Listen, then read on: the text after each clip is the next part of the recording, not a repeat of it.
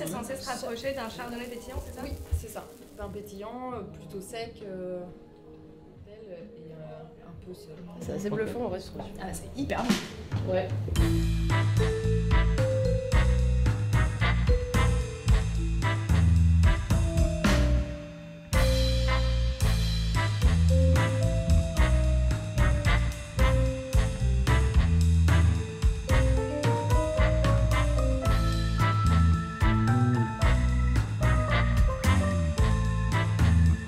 On a entamé un mois sans alcool pour le mois de novembre. On a envie de limiter notre consommation d'alcool. Et là, ce soir, on risque de faire une petite raclette. Et du coup, on avait envie d'accompagner ça de quelque chose non alcoolisé. Le gingembre sur le meuble, juste là. Avec à pied aussi, ok. Ouais, super bien. Ok.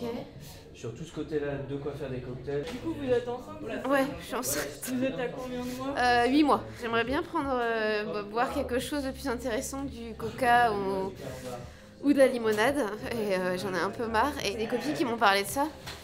Et qui m'ont dit que je pouvais boire des choses qui avaient du goût et qui ressemblaient même à du vin. Mais c'est vrai que c'est dur de remplacer la saveur vraiment du vin, donc surtout avec des repas, des plats. Et j'avais envie de faire le plein. Donc oui, ce qu'on vous conseille, c'est de ne pas comparer et de boire tel quel. Donc là, c'est un vin désalcoolisé, donc pour le coup, il a vraiment fermenté, donc on n'est plus du tout sur un jus de raisin.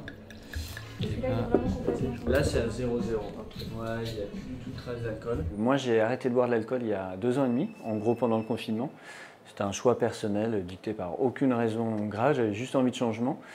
Et donc voilà, c'est à force de me rendre compte que ce soit dans les bars, les restaurants ou même les grandes surfaces, c'est assez dur de trouver du sans-alcool de qualité. Et donc l'idée d'un lieu physique est née à ce moment-là. On touche des publics très variés, que ce soit des femmes enceintes ou des personnes anciennement alcooliques ou même tout un chacun qui continue à boire de l'alcool mais qui veut varier. Et du coup, ces gens-là sont très contents d'avoir cette solution-là. Ça, c'est des pieds avec des protéines pour récupérer. Et ça, c'est une marque sympa qui est connue aux États-Unis pour les coureurs. C'est cool. On vient de courir 1h30, 2 heures et du coup, on vient s'hydrater quand même un peu. L'alcool, ça marche pas pour récupérer et la bière, c'est sympa. Donc, bière sans alcool, ça marche. Tout fonctionne. Alors généralement les gens vont commencer avec la bière sans alcool, parce que c'est déjà un petit peu plus rentré dans les habitudes. On a des cocktails prêts à boire, concrètement on a du spritz, du gin ou des rhums, qui sont assez bluffants au nez. Donc ça marche très bien pour commencer. Vous avez les pétillants, on a le côté à la fois festif, qui plaît beaucoup soit à l'apéritif, soit au dessert. Donc pour commencer c'est assez facile, c'est une très bonne porte d'entrée. Et c'est assez particulier, enfin vu que c'est la première fois, mais ça me plaît bien.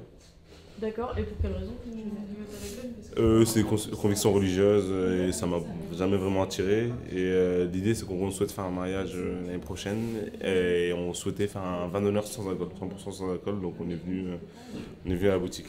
On fait nos préparatifs, on est en train de tous les deux de nos côtés de sonder comment ça peut être reçu de mon côté qu'il y ait les boissons symboliques, donc pétillantes, festives, mais sans alcool, et de son côté, comment ça peut être perçu de boire ce type d'alternative. Ouais. Je pense que ce sera la première fois. Ce sera la première fois qu'ils goûteront ce type de produit, je pense. Les vins, c'est encore un peu la dernière étape, c'est lorsqu'ils sont prêts à franchir un pas un peu plus important. On va se régaler ce soir. Merci, au revoir. Ouais, c'est bon, je la bouteille. À bientôt. Au revoir. Ouais, le problème, c'est toujours que ça ressemble toujours beaucoup à un jus de raisin et pas encore parfaitement à un vin.